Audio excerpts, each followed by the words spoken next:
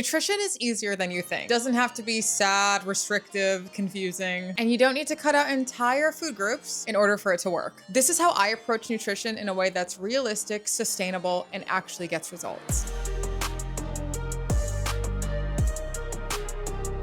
People always want a magical workout that will help them lose all of the fat and gain all of the muscle. And while I love the gym, nutrition is where you should really be investing. So let's start off with the basics. Macros. Macros are macronutrients. You'll actually see these on every nutrition label on every product. Got protein, carbs, and fat. These are the three main things your body uses for energy and function. Every food you eat is made up of some combination of these three. There's no such thing as like a bad macro. Fat doesn't make you gain fat and carbs don't make you fat. We're gonna be paying attention to the proportions of these macros in each item of food that you eat. But how much of each macro are you even supposed to be getting? My personal macro split is 50% carbs, 20% protein, and 30% fat. That's what my nutritionist recommended to me, and it's a solid average starting point. If you can work with a nutritionist, I highly recommend it, but if not, do your own research, figure out what's best for your body. But this is like the general recommendation most will get. The macro I focus on the most is protein because I find it much easier to hit my carbs and fats than I do my protein. And I think this is the case for most people. I think you need to be tracking your food. I know for some people this can be triggering, so understandable if you can't. But if you want optimal results, tracking your food is the way to go because you can also track your macros this way. Tracking your food doesn't have to be about limiting the amount you're eating. We'll talk about how to sustainably eat in a calorie deficit later, but when it comes to tracking, I love it because I can really focus on my macros. Am I eating enough protein? Am I getting enough carbs? Am I getting enough fat? I think it's a really great thing to focus on this ratio versus just restricting your diet. If you want to feel good, it's important to make sure you're getting enough of each of these macronutrients. So how do you even track your macros? You need a food scale. This is a non-negotiable. They're not that expensive. Buy a food scale. I'll link the one I use down below if you want to use this exact one, but seriously, you can get anyone. You are not aware of how much you're eating. What you think a tablespoon is, I promise you, that's not what a tablespoon is. Most people are shocked when they start measuring their food for the first time. You'll be shocked at the amount of olive oil you're using, of the amount of peanut butter you're eating, like these things that are really calorically dense that you think you're only having a tablespoon of.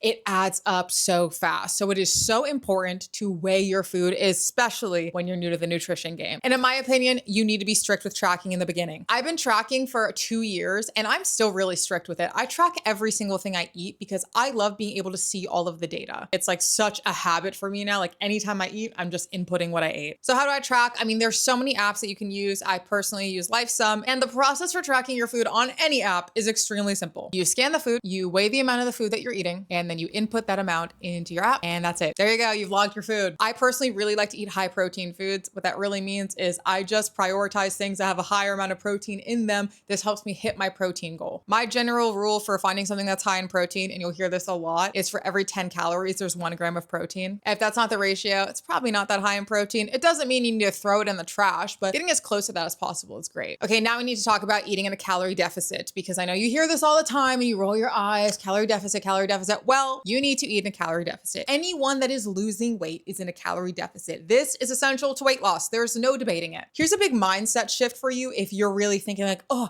I need to go on a run to get in a calorie deficit and I'm gonna run on a treadmill for an hour and I'm gonna stop it right there. Let me tell you, it is way easier to eat in a calorie deficit than it is to like out-train your calories. I'm big into strength training. That doesn't burn a lot of calories. It's slow weighted movements, but that's fine because I find it way easier to just eat in a calorie deficit. I do think staying active is important and I absolutely love going to the gym, and I did not get the body that I have right now just by eating a calorie deficit. I've been doing consistent strength training for almost 2 years now. If you want to learn how to be a gym girl, I have a video on that, so definitely check that out. But this does not mean don't be active. This just means being active should kind of be its own separate thing. And the calorie deficit is where you're going to see the biggest impact when it comes to weight loss. So how do you know which deficit you should be eating in? There are so many online calculators you can use. Like you'll plug in your gender, your age, and your weight, and it'll give you some calorie deficit options. Now, don't go picking the lowest number you see. All right. If it gives you what like the sustainable amount is, just do that. I know. But Leah, I want to lose this weight as fast as possible. No, you don't. You want to lose this in a sustainable way.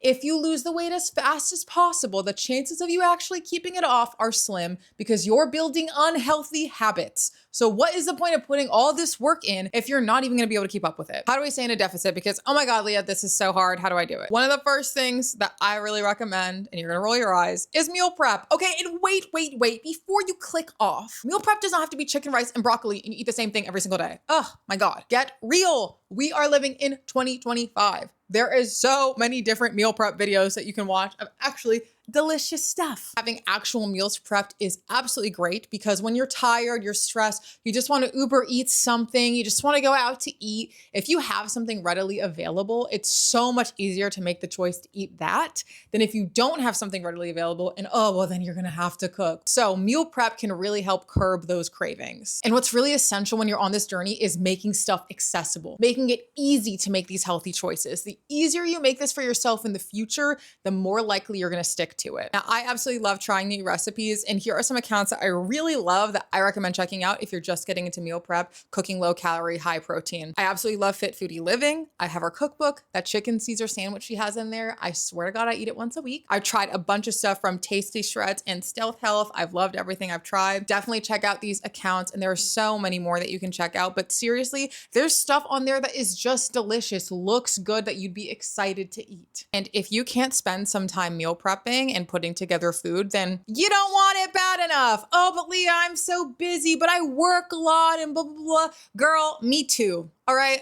I work a lot, I'm busy, and guess what I can still make time for? The gym and meal prep. And I see you can make a lot of time for scrolling on TikTok for 3 hours. So maybe we just take 1 hour of that and we invest it into our future self, okay? So I don't want to hear the excuses because if you want it bad enough, you'll invest in your nutrition. Now let's talk ingredient swaps. You don't even have to swap out whole recipes. You could just swap out certain ingredients. Here are some of my favorite swaps to make. I like to sub any broth with a bone broth instead. I love bone broth. It's delicious and it has super high protein. Like the macros on bone broth are so good. I swap any sour cream for Greek yogurt. I swear you cannot tell the difference. I think it's Faya 0% Greek yogurt. That's the best tasting one in my opinion. I also swap all of my cheeses for the light or low fat versions. Again, you cannot taste a difference. And if you can, you're gaslighting yourself. Okay, I don't believe you. Some other great cheese swaps. I love nutritional yeast. It's basically just like a cheesy protein powder. It's great. I like to add this to my ground beef when I'm making tacos. Cottage cheese is another great one. Now, I personally hate the texture of cottage cheese. Like I can't do it. So I blend my cottage cheese whenever I'm going to use it in something because I just don't like the curds. You can just add this to anything to make it kind of creamy and cheesy. Also, choosing leaner cuts of meat make a big difference. A leaner cut of steak, a leaner cut of ground beef. I personally like a 90-10 ground beef because it still has enough fat to not get super dry, but it's still really good in my opinion. If you're into snacking, but you want to be on top of your nutrition, let's talk snack swaps. I don't keep any snacks in my house that don't align with my goals. So I won't keep a bag of Doritos, really anything that doesn't align with like my macros and what I'm trying to hit. I don't keep in the house. This doesn't mean that I never buy anything. I just bought a box of Christmas tree cakes like a couple weeks ago because I'm so nostalgic for them. And I had some Christmas tree cakes and guess what? It was fine. No one died. I didn't lose all my progress. It's totally fine. I didn't have the whole box in one day. It's all about moderation. This doesn't mean you have to completely restrict yourself and not have anything you enjoy. It just means you have to find a way to fit that into your diet. And again, try to keep things like this occasional. Don't be eating stuff like that all the time. I think it's really great to kind of pay attention to what you're craving instead of ignoring it. A lot of people will start craving Oreos and they'll just like push it aside or at least try to. What I like to kind of focus on instead is if I'm craving Oreos,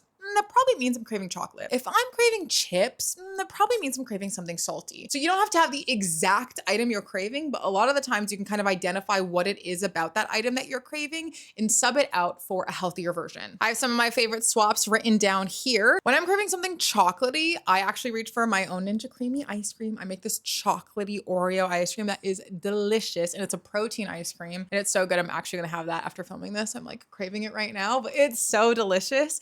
For ice cream, I also really like the Yasso bars. They have a bunch of different flavors. And I also really like the Doughlicious balls. They're so cute. And they got like that cookie dough kind of chewiness on the outside. For salty cravings, I'm a big popcorn girl. I love Lesser Evil popcorn. Skinny Pop is good. I also have my own popcorn and my own like little microwave popcorn maker. So that's also great. You can add like your own seasonings and flavors to it. Popcorn is such a good snack. It's so light. So you can have like a larger volume of it. And it's so good. I also love the Drizzle-licious rice rice cakes. Guys, these are so good, okay? My favorite flavors are the French toast and the birthday cake. I absolutely love them. Super low in calories, so you can have a higher volume of them, and they're nice and they really satisfy that sweets craving for me. Now let's talk about going out to eat, because I don't really treat going out to eat that differently. When you're eating healthy and going out to eat, that does not mean you have to order a salad. A lot of the times the salads are like the most boring thing on the menu. And if I'm going out to eat and spending my money, I'm not eating something boring. I'm gonna eat something delicious. And also, mind you, salads are not always low in calorie. That I don't know why that even started, just because like there's leaves, it's supposed to be low in calorie.